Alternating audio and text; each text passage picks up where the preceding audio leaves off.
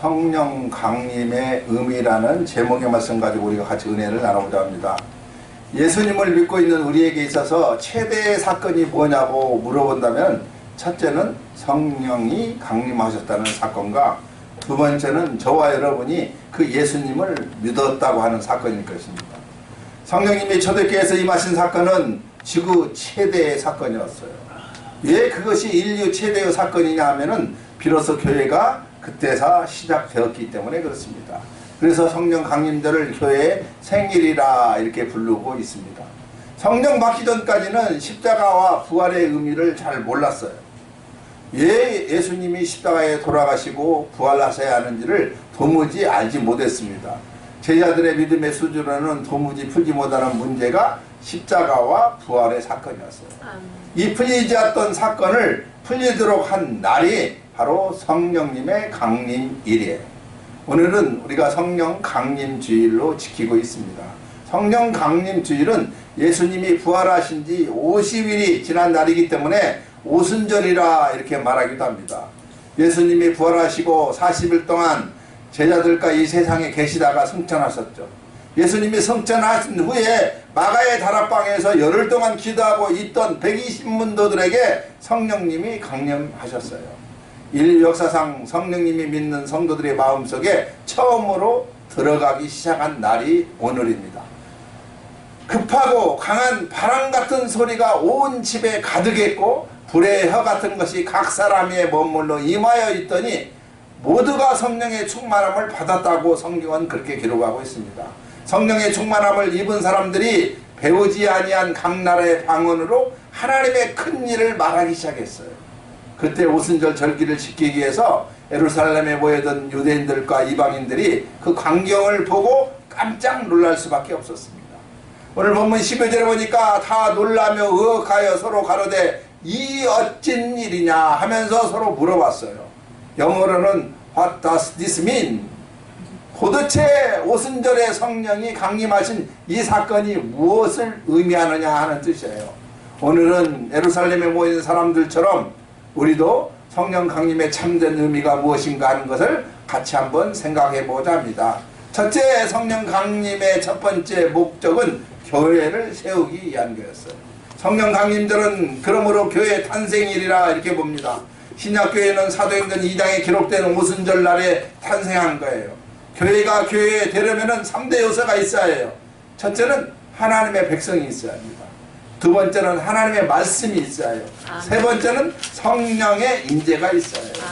성령의 임재가 없는 곳은 교회라고 하는 이름을 가지고 있다고 해도 진정한 참된 교회가 되지 않은 것이죠. 하나님께서 우리 인간에게 성령을 보내주신 목적은 교회를 세우기 위함이었습니다.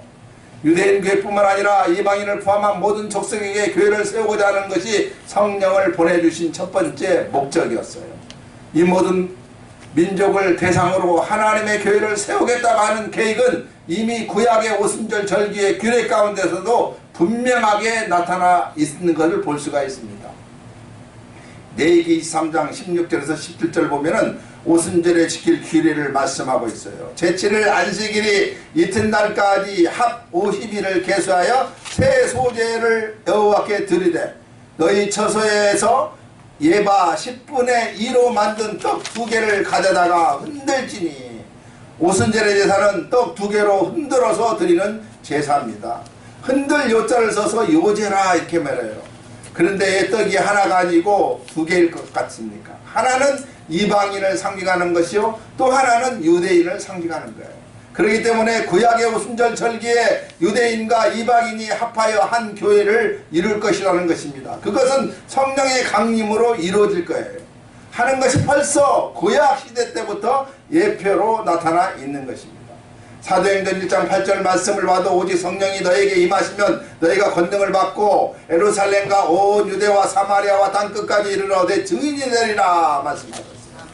성령이 임하신 목적은 교회에 권능을 주어서 예수를 증거하고 교회를 세우고자 하는 것을 말씀하고 있습니다. 아멘. 그러므로 방언의 기적이 나타나서 120문도가 배우지 아니한 언어로 하나님의 큰 일을 그곳에 모인 사람들에게 증거하게 된 것도 그 목적은 교회를 세우기 위한 거였어요. 교회를 세우는 일은 성령 강림의 제1의 목적이요 근본 목적이라는 것을 우리는 알아야만 합니다. 교회를 세우는 일, 비록 그것이 어영교회든 간에 아니면 참된 교회든 간에 교회라는 이름을 가진 그 기관을 세우는 것은 하나님이 축복하시는 일이에요. 아멘. 동독과 서독의 통일을 보아도 그 통일에는 동독에 세워진 복음지 교회가 큰 역할을 했다는 것을 알 수가 있습니다. 그것은 몇몇 학자들의 논문 속에서도 언급된 내용이에요. 동독은 공산주의 국가였어요. 공산주의자는 종교는 인문의 앞변이라 해서 교회를 허용하지 않았습니다. 그러나 동독은 원래 종교개혁이 일어난 나라요. 모든 국민의 90%가 누토교를 믿고 있는 개신교 국가였어요. 그런데 공산주의자들이 동독을 장악하면서 신앙의 자유를 없애버리고 맙니다.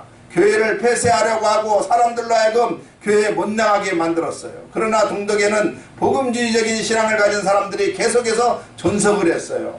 때문에 서독에 있는 교회들은 비록 동독이 공산주의 국가일지라도 동독의 국가를 세우고 교회를 지원한 일들을 소홀히 않고 계속했습니다. 동독교회 예산의 40% 정도가 서독에서 왔다는 통계도 나와 있습니다. 동독의 교회가 끝까지 살아 있었기 때문에 공산주의자들이 영원히 지배하지 못하게 된 거예요. 공산주의와 교회는 완전히 반대되는 개념을 가지고 있습니다. 우리 그리스도인들은 공산주의자가 될 수 없고 좌파가 될 수가 없는 거예요. 왜냐하면 기독교는 10계명 가운데 4개의 계명이 사유재산을 보호한다고 분명히 기록되어 있기 때문에 그렇습니다. 공산주의 개념은 기독교와 정반대로 사유재산을 보호하지 않아요. 그러나 동독의 교회가 존재하고 그 교회를 서독의 교회가 지원하다 보니까 동서독의 담이 허물어지게 되고 결국은 독일의 통일이 오게 되었던 것이죠. 중국에도 삼자교회라고 하는 어영교회가 있습니다.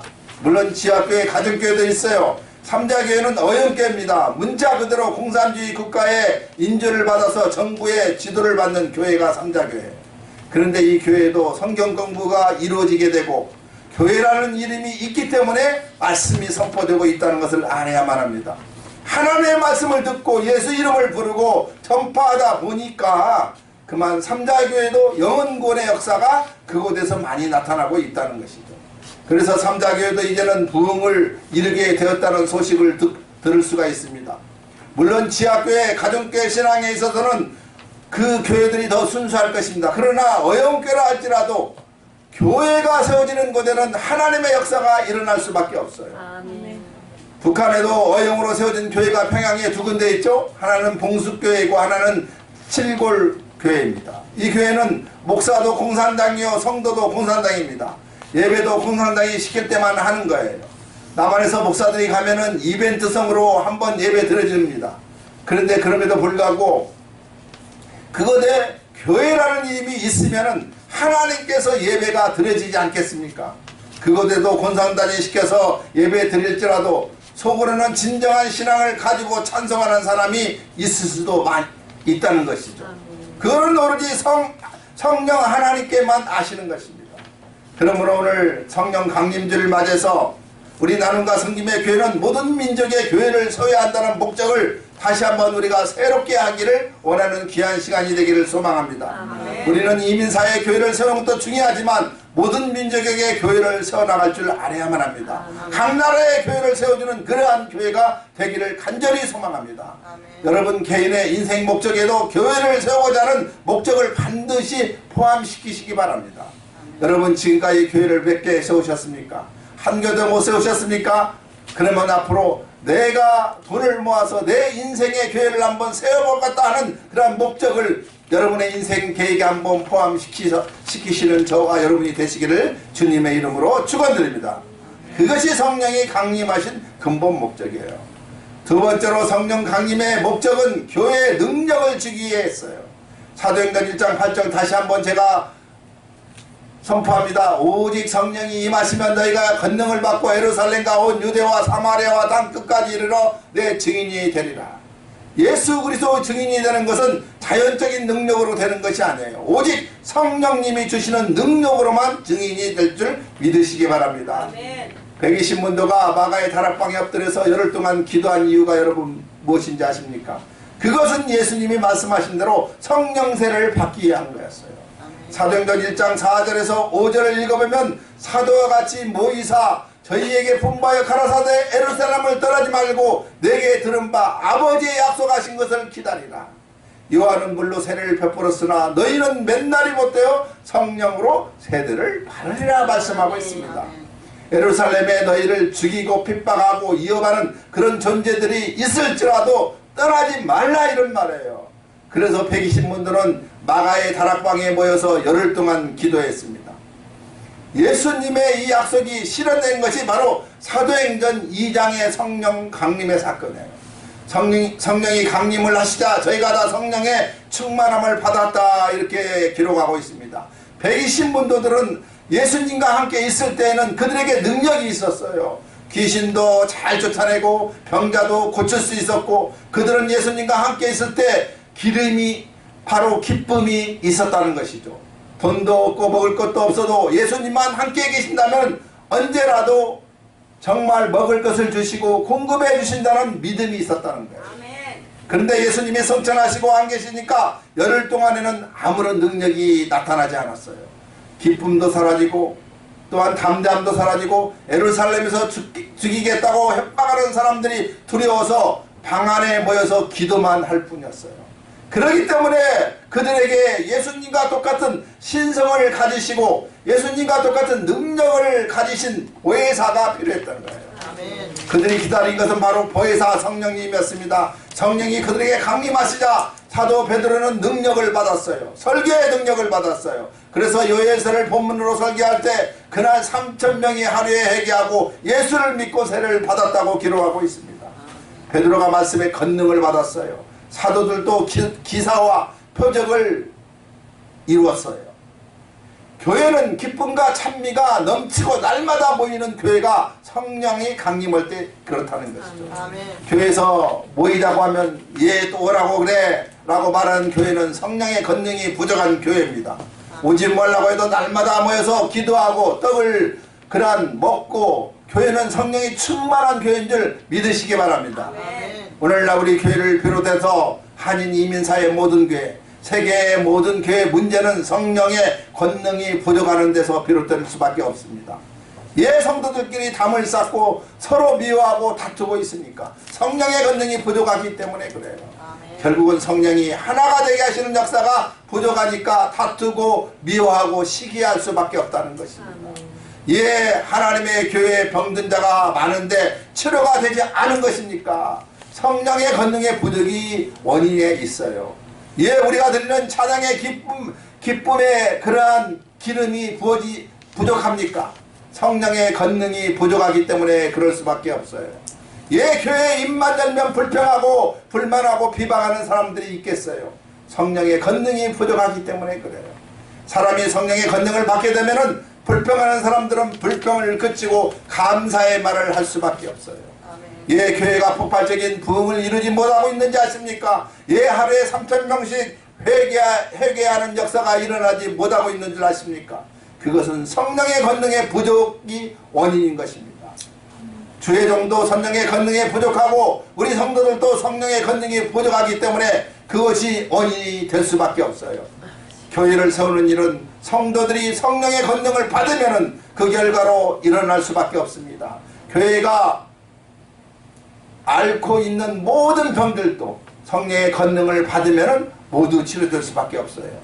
그러므로 성령 강림들 맞이해서 우리 나눔과 성김의 교회는 성령의 권능을 새롭게 받을 수 있는 귀한 시간이 되시기를 소망합니다. 아멘. 하나님이여 하늘의 문을 여시고 성령의 권능을 이 시간 부어 주옵소서. 아멘. 우리는 그런 기도를 쉬지 말지 않기를 바랍니다.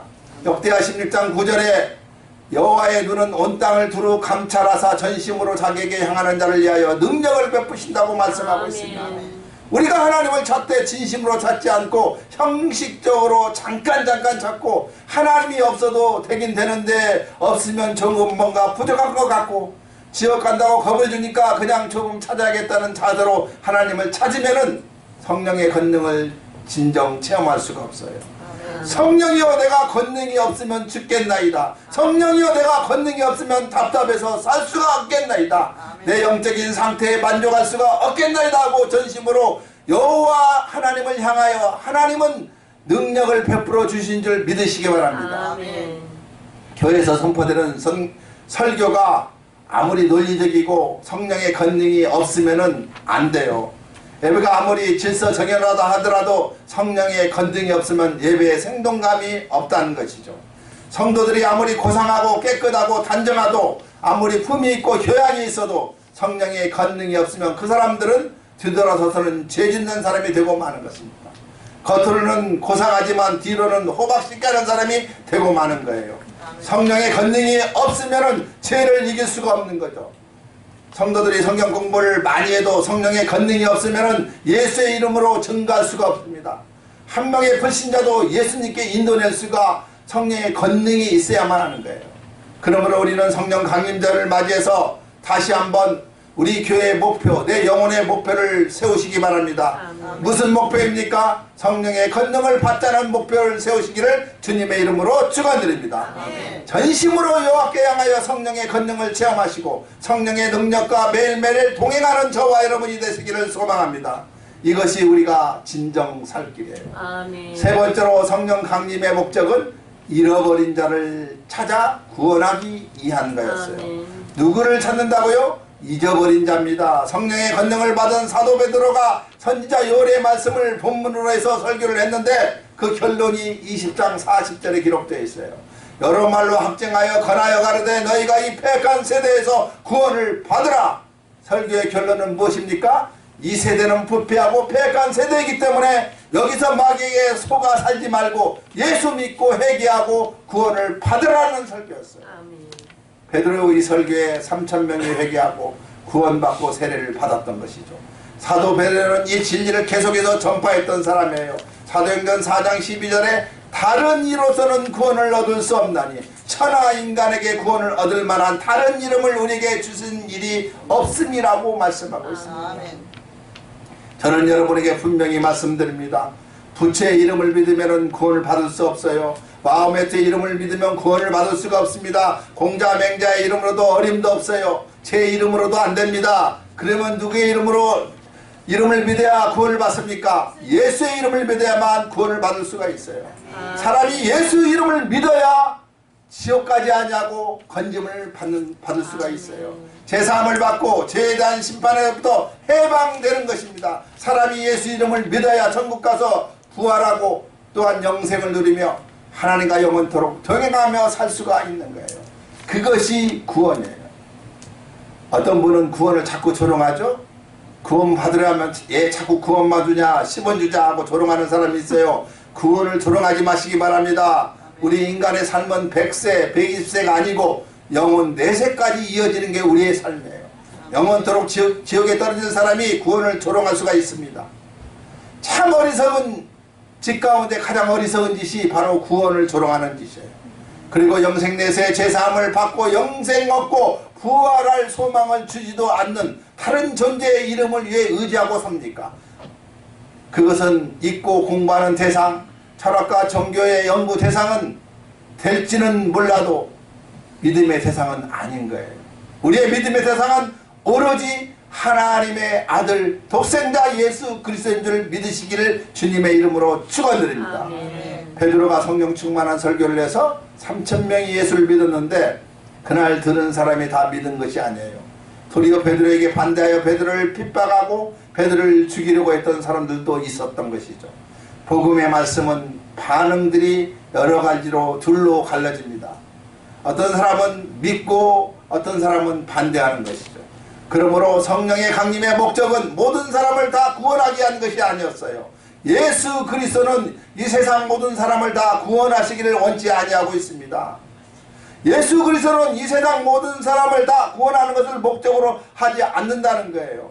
성령이 강림하신 목적도 이 세상 모든 사람 한 명도 애 없는 모든 사람을 다 구원하고자 하는 것이 아니었어요. 잃어버린 자를 찾아 구원하려는 것이 성령 강림의 목적이었어요. 성부 하나님이 창세전에 택하신 사람들이 있습니다. 그들은 패역한 세대 가운데 죄악 가운데 함께 어우러지고 살고 있어요. 그러므로 그들을 잊어버린 자라 이렇게 말하고 있습니다. 성부 하나님이 택하심이 없는 사람은 잊어버릴 것도 없는 그러한 사람들이에요. 무엇을 잊어버립니까? 잊어버릴 것이 없는데 무엇을 잊어버린다고 할 수 있겠어요? 어떤 분은 온 세상 모든 사람이 다 잊어버린 자라고 이야기하는 사람이 있습니다. 그렇지 않아요. 온 세상 모든 사람이 다 하나님의 양입니까? 그렇지 않잖아요. 염소도 있는 것이고 또 하나님과 관계없는 사람도 있는 것이고 하나님이 지으신 진노의 그릇도 있는 것입니다. 그러므로 성부 하나님이 창세전에 내가 너의 영혼을 구원하겠다고 내가 영생을 주겠다고 약속하신 영혼들이 있는 거예요. 성자 하나님은 성부 하나님이 택한 자의 죄값을 청산해 주셨던 것입니다.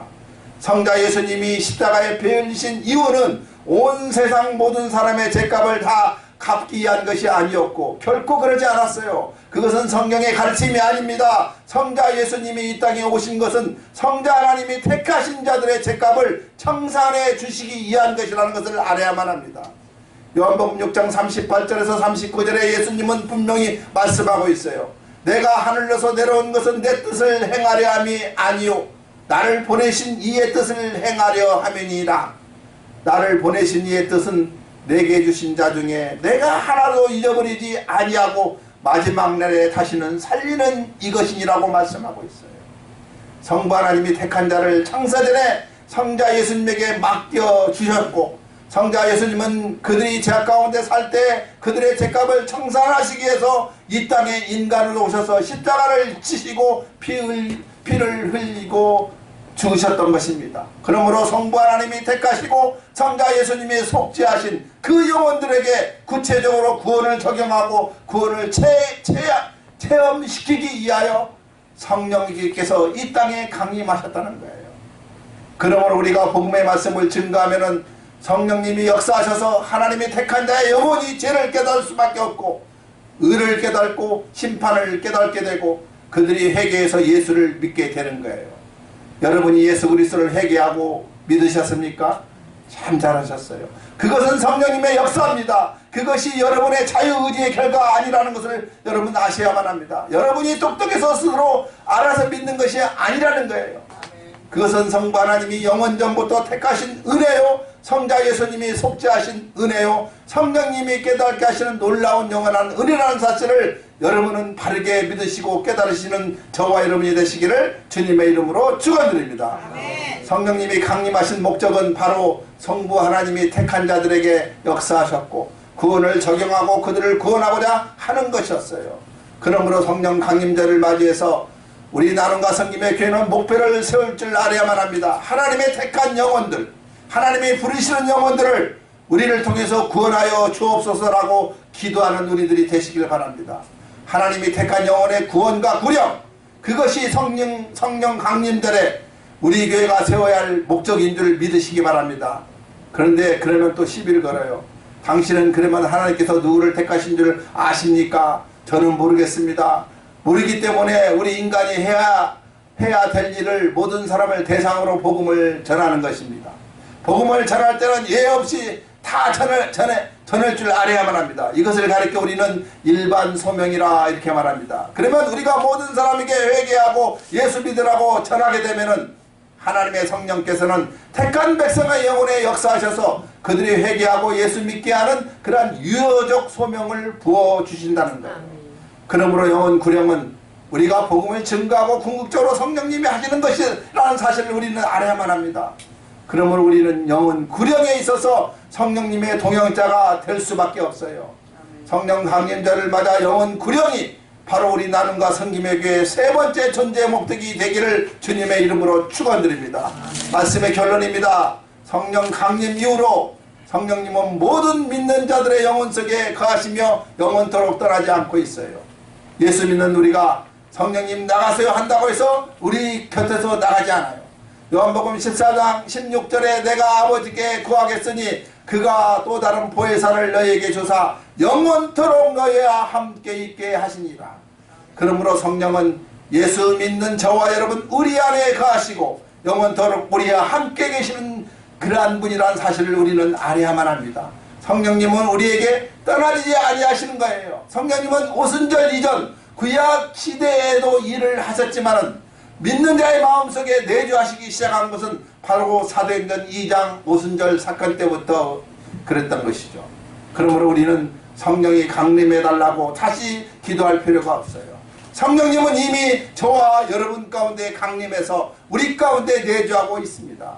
그러므로 우리는 예수 믿는 우리 안에 거하시고 영원토록 우리와 함께 계시는 성령의 완벽한 지배를 받기를 소원하고 기도할 줄 알아야만 합니다. 성령의 완전한 지배를 받아서 성령에 완전히 들어가 있는 것이 성령의 세례요, 그것이 성령 충만입니다. 성령 충만한 교회는 첫째로 모든 민족의 교회를 세우는 선교적인 교회요, 둘째로 성령의 권능을 받아서 죄와 마귀와 세상을 이기는 교회요, 셋째로 잃어버린 이를 찾아 구원하는 구령의 역사가 일어나는 교회인 줄 믿으시기 바랍니다. 이러한 교회가 성령 세례받은 교회요, 이러한 교회가 성령 충만한 교회라는 말입니다. 우리 남과 성김에게는 이러한 교회가 되도록 몸부림치는 우리가 되시기를 바랍니다. 여러분, 전심으로 기도하며 전심으로 여호와께 향하는 교회, 하나님께서는 그러한 교회에 권능을 주셔서 일으켜 세우시고 그 교회를 통해서 잃어버린 영혼을 구원하시는 위대한 역사를 이루실 줄 믿고 함께 기도하는 저와 여러분이 다 되시기를 주님의 이름으로 축원드립니다. 기도하겠습니다. 하나님 아버지 감사합니다. 오늘 따님께 성령 강림절을 맞이해서 저희